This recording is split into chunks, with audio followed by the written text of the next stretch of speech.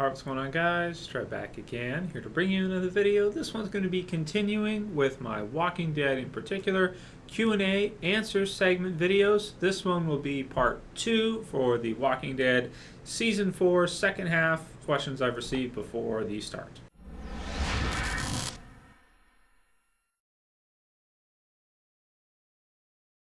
Alright, so I'm going to go ahead and continue with these videos because I do enjoy doing them, and it kind of gives us a chance to just talk about random things that may not necessarily be strong enough for me to dedicate an entire day, an entire video to. I can do one of these videos and answer maybe 5 or 10 type random questions I get about the show and give my opinions on them. Did do the first part of the answer segment a couple days ago, so I'll put the link in the description. You guys can click that if you want to see the first section of the Walking Dead questions and answers video.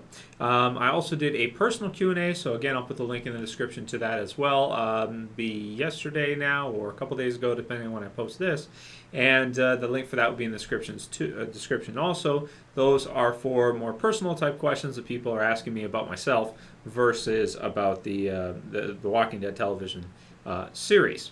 So that said, if you guys haven't checked those both out, feel free to do so and then come on back and watch this video if you want to.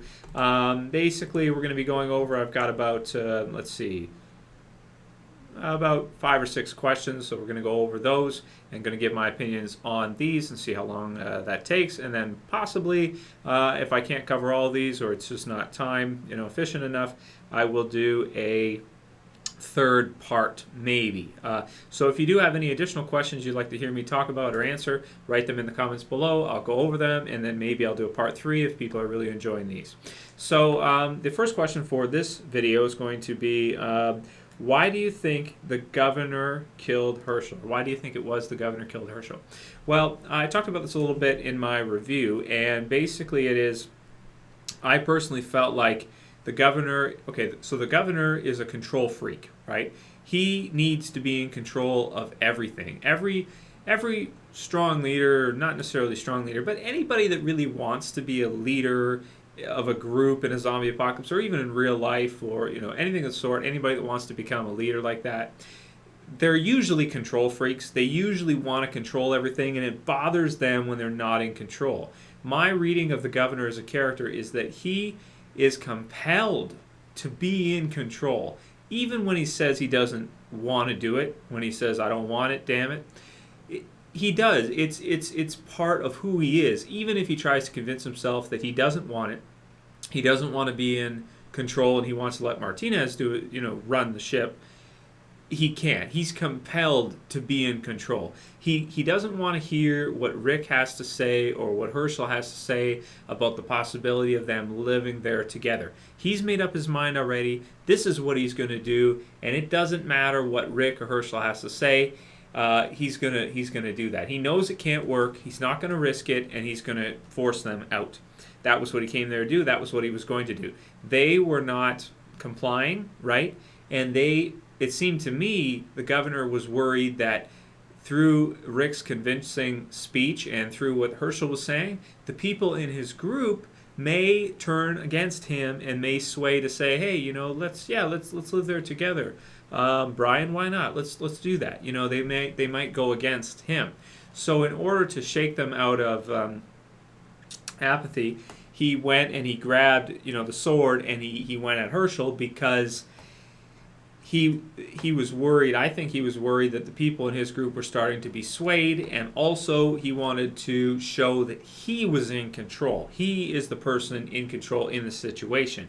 Rick and Hershel are not. And in order to show the physicality of that, he cut Hershel's head off. In order to show that he's in control and that he's dominant here. He's a male-dominant MFer, and he's not going to let anyone tell him any different. So that was why he did that, in my opinion, to just kind of show them that there was no debate here. This is what's going to happen, and to also stop them from possibly convincing the rest of the group he's with. Because you got to remember, the group he's with is not necessarily 100% loyal to him, and he has had people turn against him before from season 3 in the finale when all those people from Woodbury said, "Screw this, I'm getting the hell out of here," and just left, right? that type of thing, and he pulls, or he tells them all to go back, and they won't listen. So he did that in order to show his power, his control, and to make things happen. My opinion. Now, next question is, who is your favorite character of The Walking Dead as of now? A great question, one I could probably do a whole video on.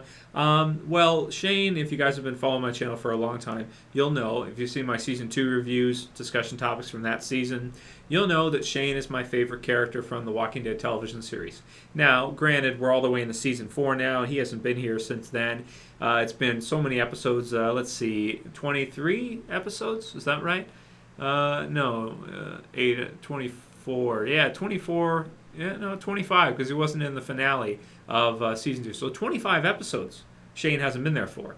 So I'm slowly starting to kind of, become more of a favorite of other characters that are still around, even though his time in the series, I think, was short and sweet, and I really enjoyed John Bernthal's performance of Shane. I thought it was amazing, and such an improvement over the comic book series version, that Shane was my favorite all the way up until pretty much now, when I'm starting to like Rick more, after seeing all the hardship that Rick is going through. Obviously, the comic book series Rick is fantastic. I've always enjoyed the comic book series Rick. But the TV series Andrew Lincoln Rick, I may have to say now is my favorite character, because after seeing the loss of Lori, seeing everything he's gone through, the whole thing with Carl, the battle with the governor, how he handles situations, I don't always necessarily agree with what he does, but you really got to feel for him, at this point, after everything he's gone through with Lori, losing the prison, everything like that, and to still see that he's got some kind of hope left in him, and that he looks at the group as survivors. I think I'd have to go with Rick. Either Rick or Daryl would be my favorite right now, I think. Daryl is one that, it's funny, because at first it's like he was just this background character that had a few lines and was kind of a badass, and what he's transformed into now, and such a fan favorite, how people love to watch him so much. Either Rick or Daryl, but I think I'd have to go with Rick as my favorite at this time, since Shane hasn't been around for so long now, right? Yeah, I'd have to say.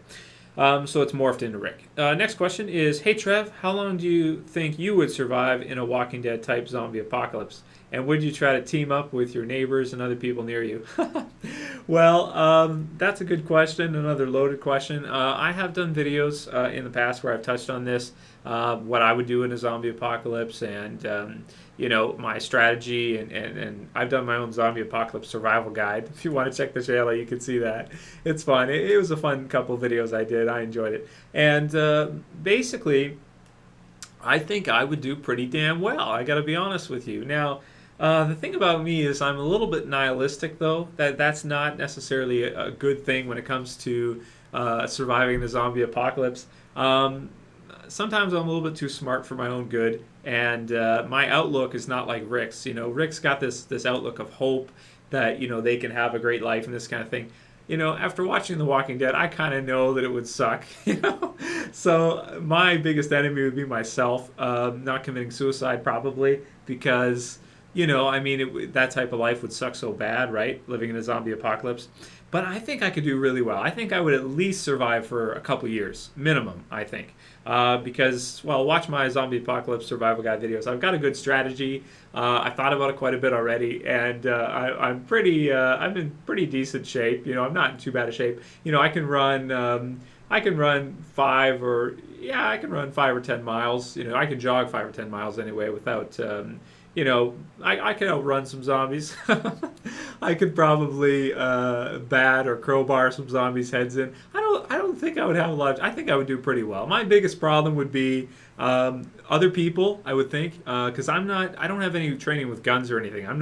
I'd have to become a good shot, because I don't have any kind of weapons training with guns at all. And also, of course, you got to be worried about people stealing your food. You have to be worried about people turning on you from your group. And I would form my own group pretty quickly, I would think. I would think about maybe 10 or 20 people is good.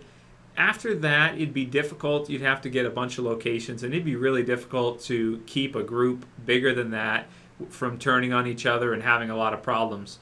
So I would think maybe about 10 or 20 people would be good. And I've got a pretty good strategy. I think I could go on for quite a while. I think I could do pretty good. A couple of years, I think, at least, before I get randomly bitten or something. See, I think my strategy is you have to embrace it. You know, you have to embrace it. You can't be scared of walkers. You can't be scared of zombies. You got to get good at killing them. You got to practice, you know. Every day, you should be killing at least 10 walkers by hand, you know, whatever weapon you choose. You got to get good at it, you know, like Michonne, for example.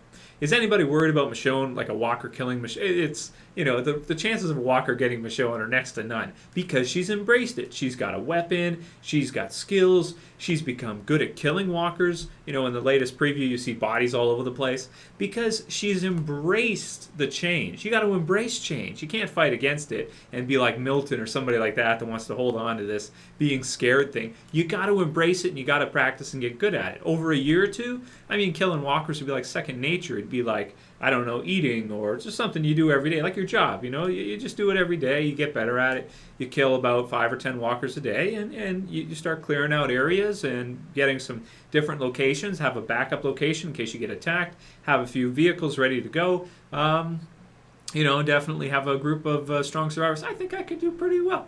So that's the answer to that question. Next question. Do you also add to that, go to a low populated area. You don't want to stay in any major cities. You want to go to a rural area, you know, someplace that kind of like where they're in The Walking Dead right now, where there's low population, right? You got to get out of major cities. If you're in a major city, you probably won't survive too long. You've got to get to a place where, you know, there you can maybe find some food, fish, or you know, or farmland, or that's perfect because then there's not a lot of people around, and you can telegraph. If you see a herd coming, you can get the hell out of there before they get there. Versus a city, if you live in New York, get the hell out of there as fast as you can if you're in a zombie apocalypse. Because otherwise, if you're in New York, man, whoo, you're dead quick. A week or two, you're gone. Next question. Okay, I won't talk about that one anymore.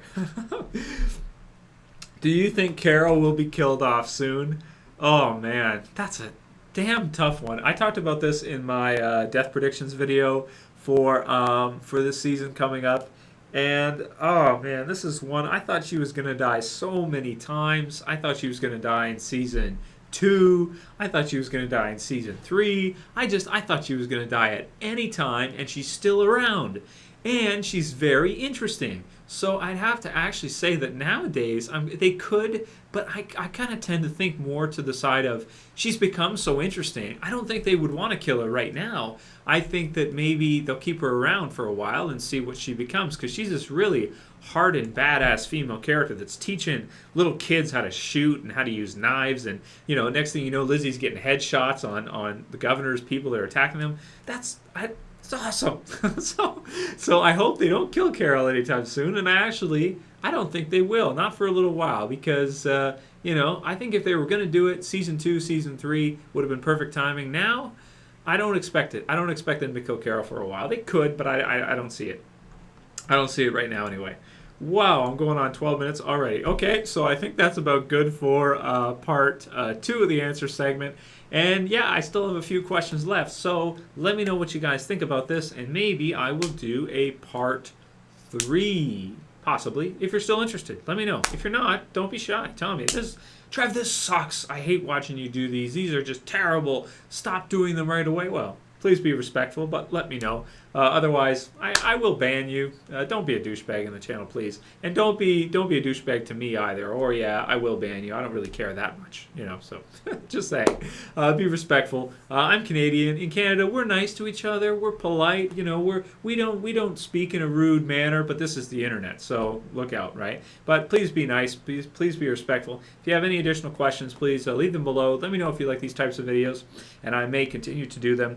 That's it for the second part, and part 3 probably coming within the next few days. I'll call it here. That's it for this video, guys. I'll see you for the next one. This is Trev, and I'm saying peace.